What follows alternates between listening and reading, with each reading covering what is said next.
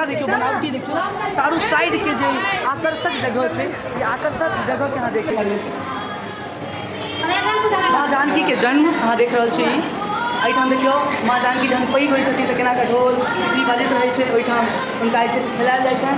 राजा जनक जी के, महाराज जी जनक रहथिन, हुनका संगे जे छै से हुनका गोदीमे खेल रहल छथिन। और पहिना अहाँ देख रहल छियै ई सुनैना माता जी के द्वारा। कोना कऽ माँ सीता जहन पुष्प वाटिका में जाइ छथिन तऽ देखियो एहिके बहुत सुंदर दृश्य अहाँके देखायल छथिन।